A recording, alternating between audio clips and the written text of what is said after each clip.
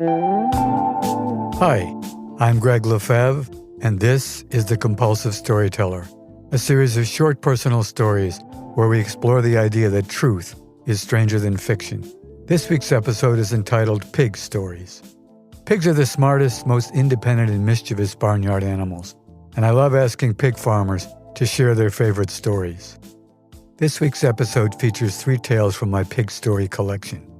First up is a story about the dangers of a pig farmer raising his own pet pig.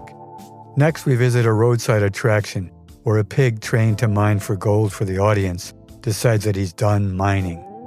Finally, we witness what happens when a 400-pound Duroc pig decides to flop down on top of its owner's back while she's lying on the floor reading by the fire.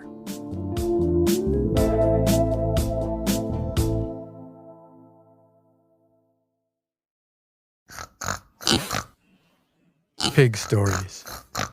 Pigs are the smartest of barnyard animals.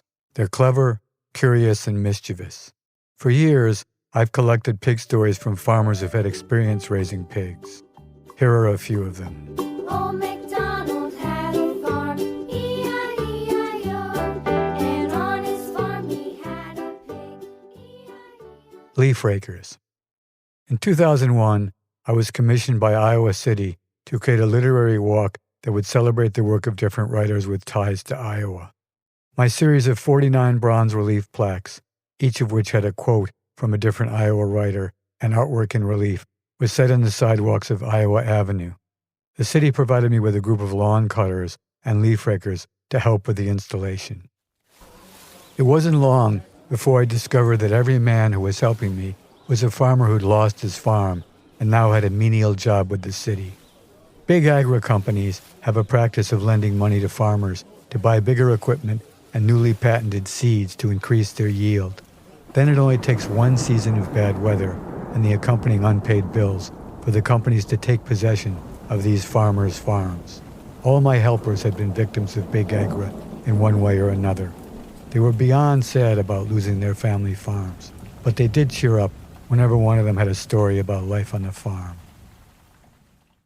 When I asked Jake, one of my helpers who'd lost his 4th-generation 1,000-acre farm, if he had any good pig stories, he immediately smiled and looked off into space while he decided which one to tell.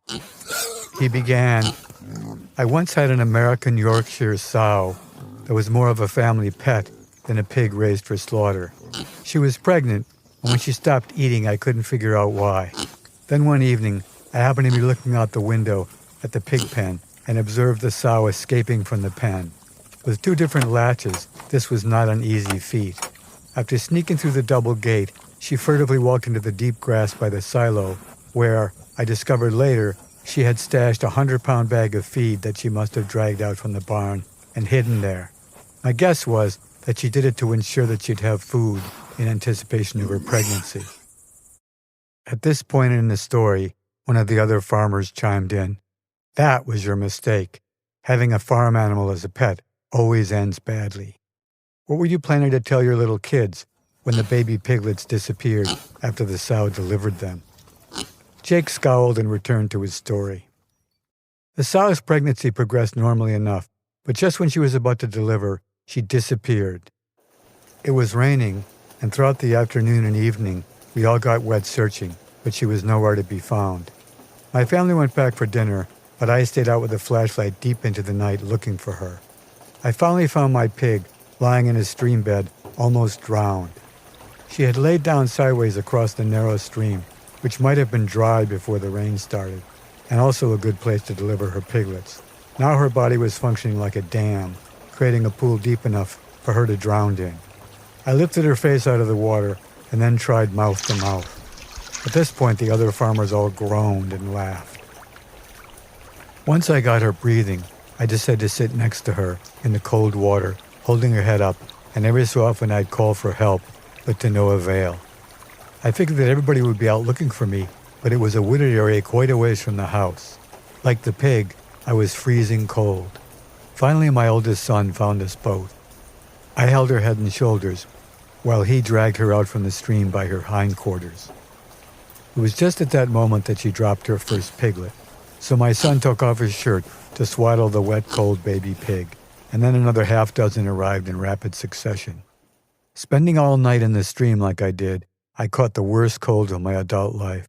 Luckily for me, my family tended to the sow, the piglets, and the farm while I spent a couple days in bed.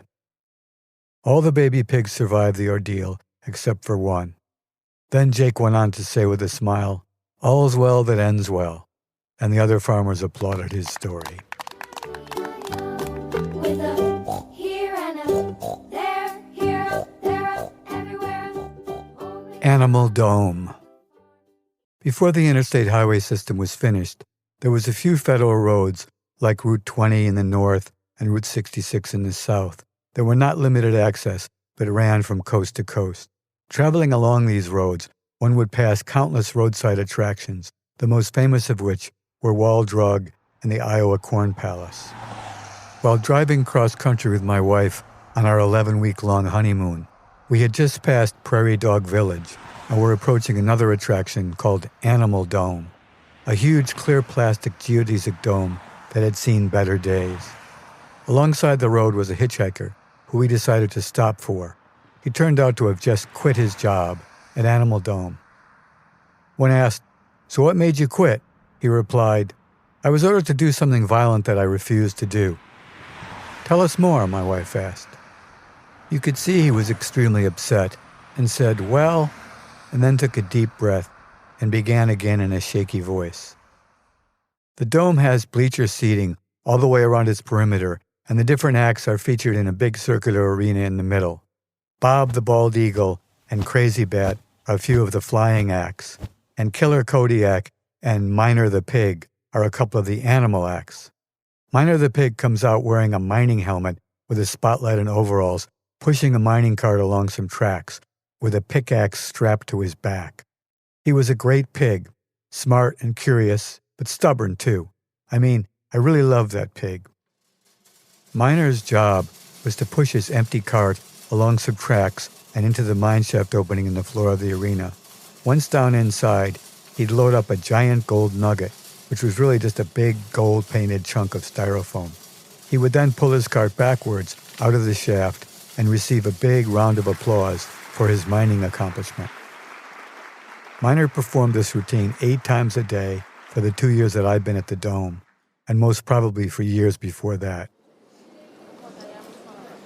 Today, he'd simply had enough. He went down the shaft and didn't come out. The manager sent me down to get him, but he wasn't budging, so he handed me an electric cattle prod. I hesitantly gave Miner a jolt. He emitted a high-pitched squeal, but still wouldn't move. I couldn't hurt him any further, so I came back out. Then the manager went down, and his squealing bellows went on and on, but still he wouldn't move. The manager then emerged in a fury, went back to the office, returned with a pistol, and ordered me to shoot Miner. Many of the adults in the audience were laughing because they thought that this was all part of the act.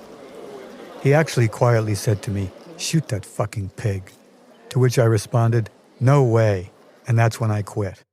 As I left, a couple shots rang out, and half the audience laughed, and the other half, mostly young children, were horrified to tears. "God, that's a terrible story," I said. And he responded. And the worst part of it was that Miner and I actually had a relationship. We knew each other. We were friends. Then he too started to cry. And my wife reached back and stroked his hand while he sobbed, just as we approached Teepee Town, USA.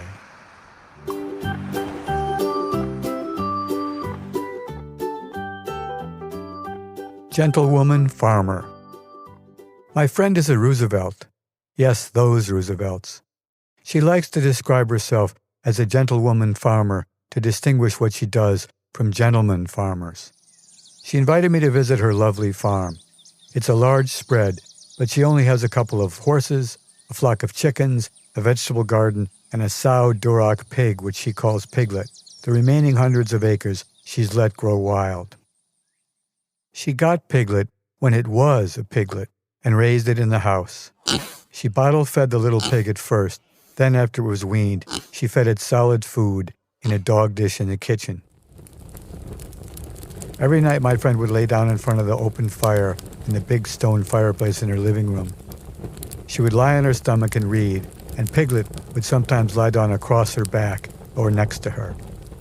The piglet grew and grew and grew, and after a few years weighed 400 pounds, and had long since been forbidden to lay on top of her in any way.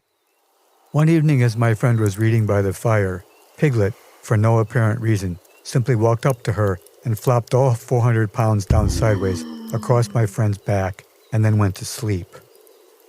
The heavy pig knocked all the wind out of her lungs, and no matter how loudly she yelled and pummeled the pig, it just didn't wake up. Desperate to get Piglet off her so she could breathe, she managed to reach one of the andirons from next to the fireplace and use it to hook the cord of the phone on a nearby table, which she pulled down and over to herself. Then she dialed 911 and was saved by a couple of local policemen who were driving nearby. At the hospital, they determined that the pig had cracked 2 of her ribs and completely broken another, which had punctured her lung. Upon returning from her stay in the hospital, she was so angry at Piglet that she considered sending the sow off to the slaughterhouse, but she couldn't because in spite of everything, she loved the pig very much. Instead, and at great cost, she had the house and back porch reconstructed so the pig could never again enter her living area. Last I heard, Piglet had grown to 800 pounds and was happily living in her tidy, fenced-in backyard.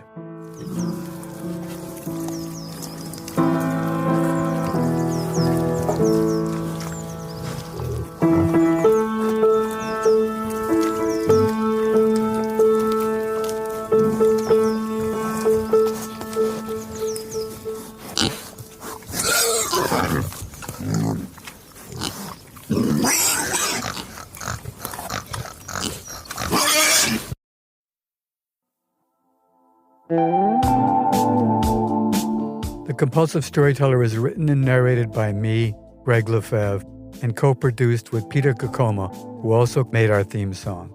If you enjoyed this episode, we'd love your help sharing the show.